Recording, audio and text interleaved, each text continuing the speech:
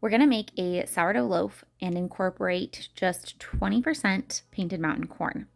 This is a really great way to just kind of introduce yourself to the flavor and the behavior of a flour corn, just seeing how it changes your dough and what kind of properties it has. What does it smell like freshly ground? How does the dough act? It's just a really great way to kind of dip your toes if you haven't done a lot of work with a flour corn before. So if you don't normally make sourdough bread, you can easily incorporate your painted mountain corn for a portion of the flour in any recipe, really. Anything that you could normally add, maybe a little bit of spelt, buckwheat, rye, any of those novelty flours, you can easily swap it out for your painted mountain corn flour. So you could add a little bit in cookies, in a quick bread, in muffins, really anything, pancakes, scones, any baked good. Substitute a little bit of your regular all-purpose flour for painted mountain corn, and that's a really fun way to just kind of dip your toes in. I make sourdough bread at least once a week, and so for me this is a fun and easy way to incorporate just a little bit of that fresh garden goodness into our baking, is just by adding about 20% into my weekly loaf. It does add a little bit of a nutty flavor. I would again compare it to spelt. I think it has a little bit of a spelty note, not quite so nutty and rich as a spelt. It's a pretty subtle flavor at just 20%. It doesn't change the flavor profile a whole lot.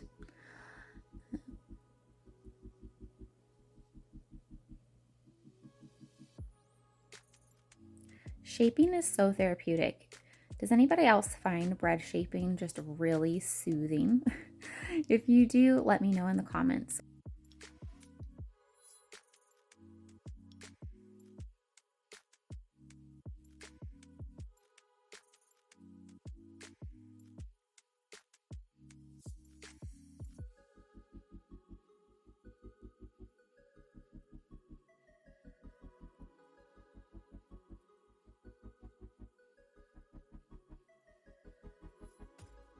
There we go. We're just gonna put some rice flour on our banneton here.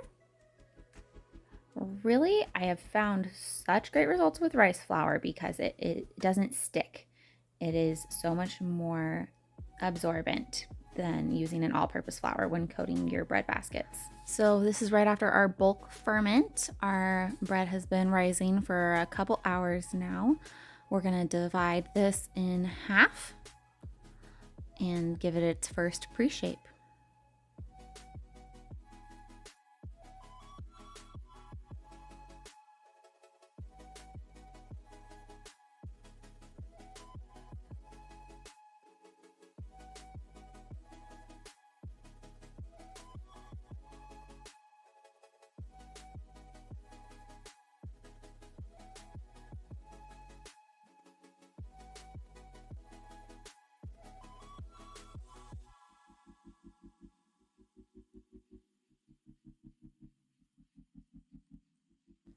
To pre-shape, I just fold all of the corners into the middle until I have a nice, somewhat uniform ball, and I can seal all of those corner edges into the middle.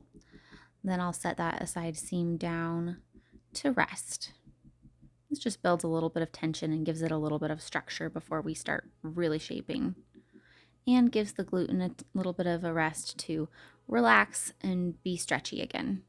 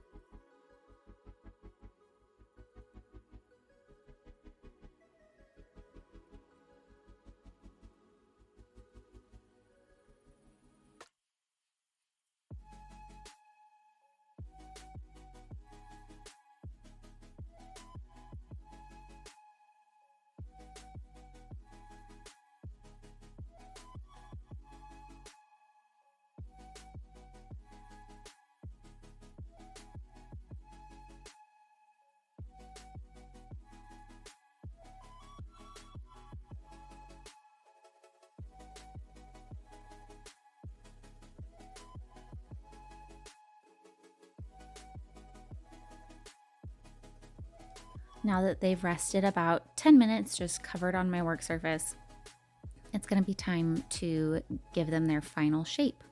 So I'll just dust my work surface with a little bit of flour, put them top down, and start shaping.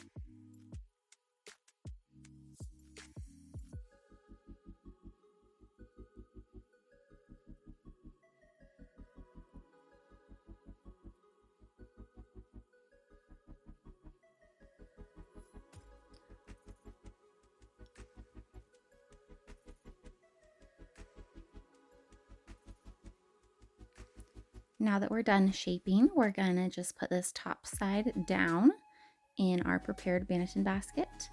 And now I go one of two ways. I'm gonna either cover this and leave it on the counter for anywhere from 20 minutes to an hour, just depending on how active the dough is and what the ambient temperature in my house is. Or more preferably, I'm going to cover it and put it in the fridge, or in the winter, sometimes my pantry is cold enough. I like that long final ferment. I think it just ends up with a better texture. But sometimes I'm in a hurry and I like to just leave it on the counter for a quick final ferment, and that usually provides also really good results. Just maybe not as chewy of a texture in the middle. And of course, this is the perfect part for little helping hands. My 4-year-old loves to shape the bread with me, and she's actually learning. She's pretty helpful.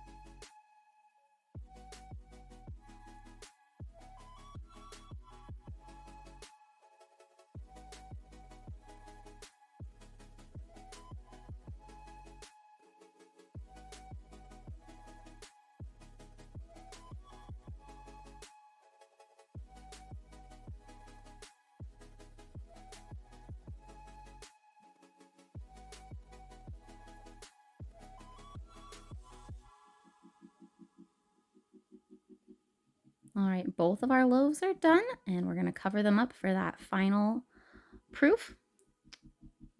We'll be back in a second. All right, both loaves have risen. They could probably go a little bit longer, but today is one of those days we're in a hurry. So we're gonna go ahead and turn out both of these loaves onto a baking tray. Any baking tray will do. Look how nicely they turn out with that rice flour. We have zero sticking. Now you need a sharp knife, or I really like my UFO lame from Wire Monkey Shop. But like an Astra razor blade on a chopstick will do the trick. or like I said, just a very sharp knife. We're gonna score our loaves. This one, I'm gonna do just a traditional like wheat stalk with a little slash down the middle.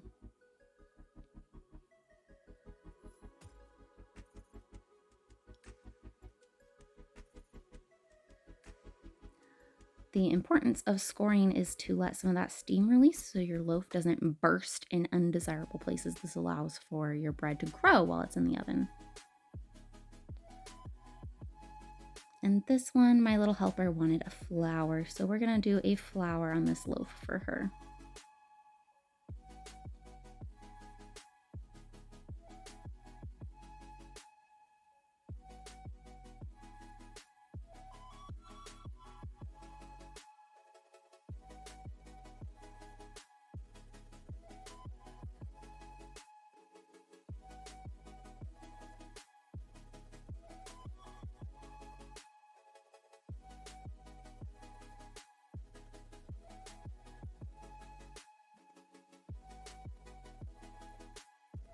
These guys are ready to hit the oven.